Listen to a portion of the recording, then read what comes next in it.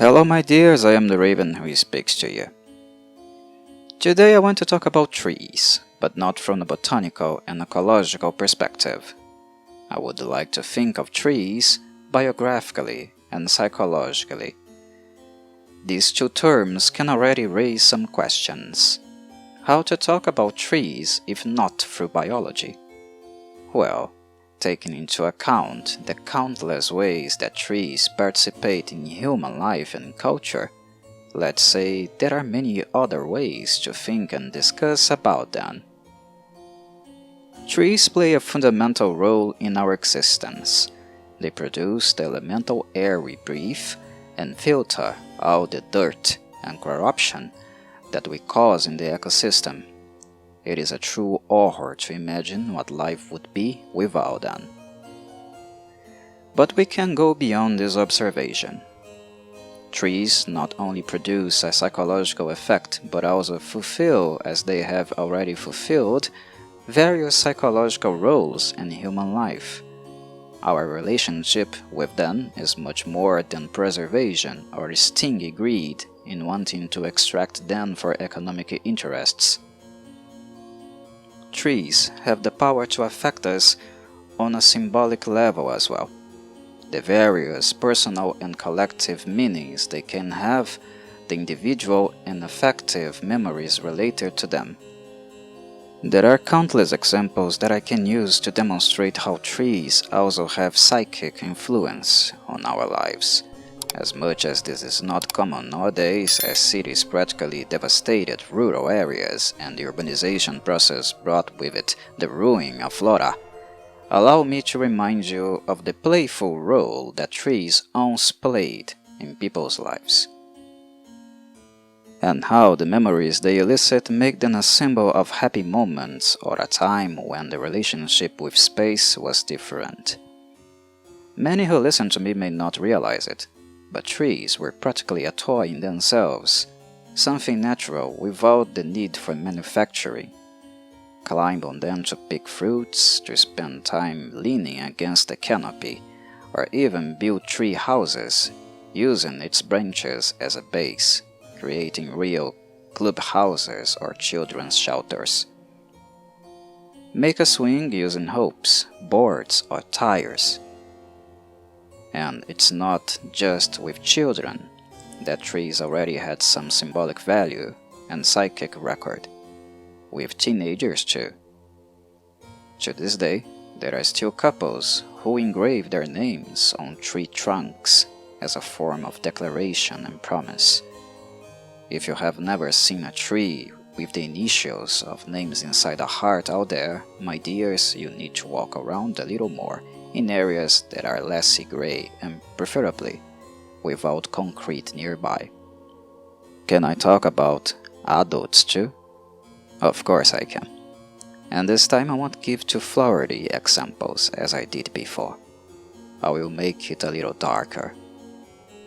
Trees were also used for abominable things and were in various historical moments symbols that caused fear and communicated the most morbid. It was a daily occurrence in the Middle Ages to travel along the roads and find bodies hanging from branches and duly guarded by vultures, which in this horrible image had a source of sustenance for many days.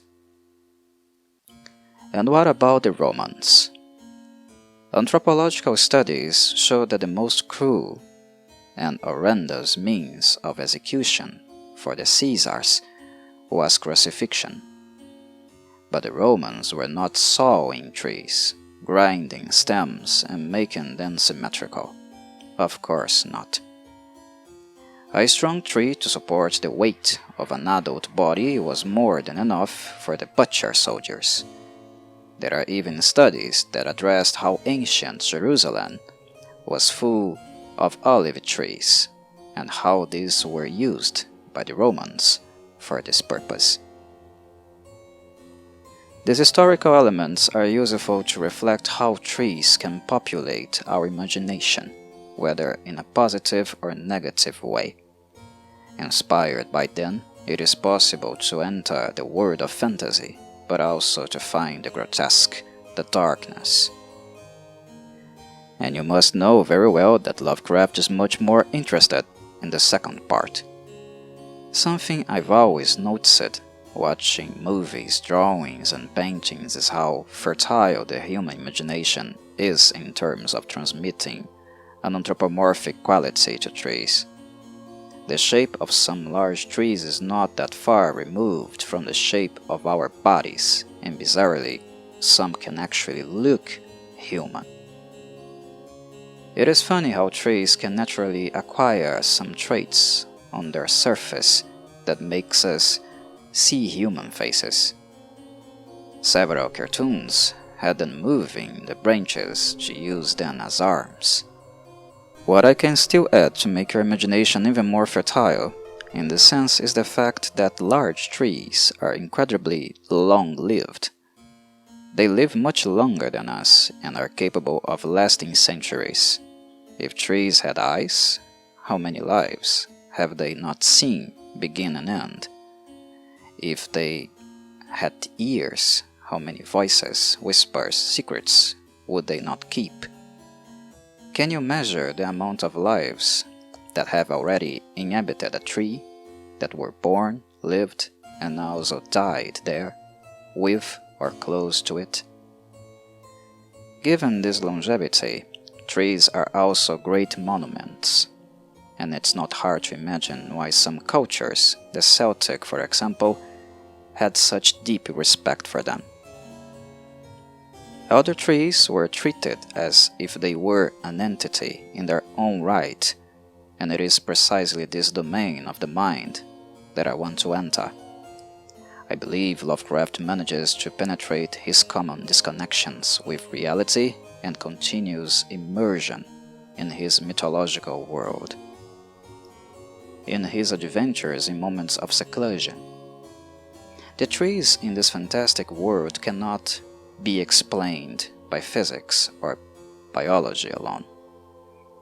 They contain extraordinary supernatural elements and are full of symbolism and belief, so the trees become the entities I just mentioned. It is interesting how the background of the short story The Tree is built with pagan influences and passages that refer to gods that, even if they are of a Western nature, date from ancient eras. Humanity next to Lovecraftian entities always looks like a baby in chronological terms when compared to the antiquity of the creatures represented.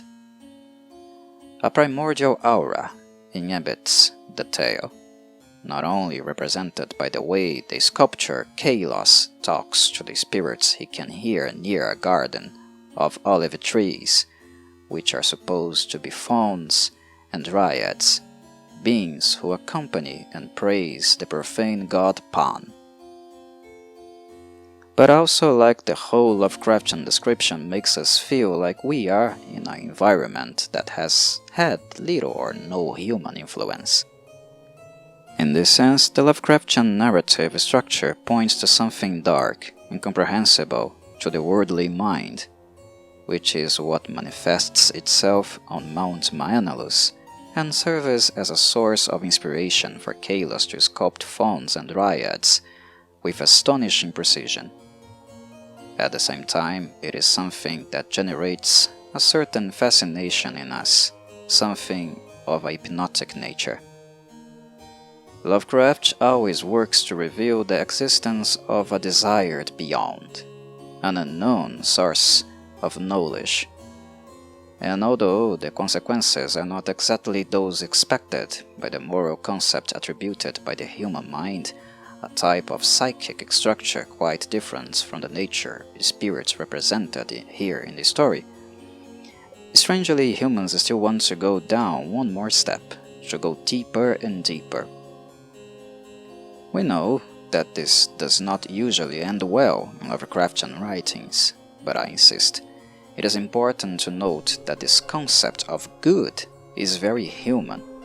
It is a moral value that comes from our species, and has little to do with Lovecraftian beings. The other side, the beyond, the beings of nature do not necessarily have the same understanding, the same judgment. The withering away of Kalos is concomitant with a kind of awakening to this other consciousness. When he asks his great friend Musides to bury him next to an olive tree seedling deposited near his head, Kalos does not appear to be insane, but just in another tune. It is a fact that he was sick in body. The constant contact with the fauns and dryads was apparently something that drained him of life energy. But Kalos does not appear to be sick of mental faculties, just inserted in a transitional process. In a kind of metamorphosis, it remains for our imagination to consider what Kalos actually talked to the fauns and dryads he heard. But the fact is that the story enters the domain of what I mentioned earlier as the anthropomorphism of trees, a characteristic attributed by human culture. The people passing by Mount Maenalus, now the tomb of Kalos and where the olive tree grew next to his body, is something that causes horror and fascination.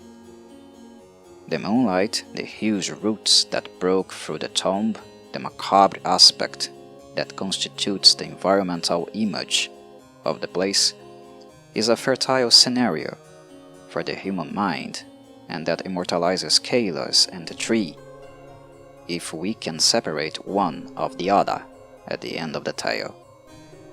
The fact that Kalos was buried with the olive tree, and that it is described in the tale as an abnormal tree, which grew frighteningly in comparison with all the others, suggests that it was nourished by his body.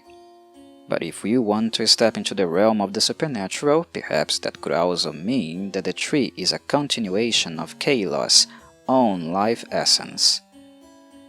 Something that maybe he was fully aware that he would be, given his last moments and how he spoke more about things from the other world than this. As if he were immersed in the psychic reality of fauns and dryads, like a cocoon ready to be reborn and inhabit a completely different reality. It is interesting to see how the fate of Kalos is not limited to the Manichaeism represented by heaven and hell. There remains the possibility of something beyond this duality, of another dimension, something that escapes the possibilities proclaimed by the most widespread beliefs in our culture. We enter the realm of mystery, but which is bizarrely represented in this Lovecraftian tale through a mixture of incorporeal, spectral elements with others of material, perfectly concrete dimensions such as the silhouette of the tree and the aberratic aspect of its roots.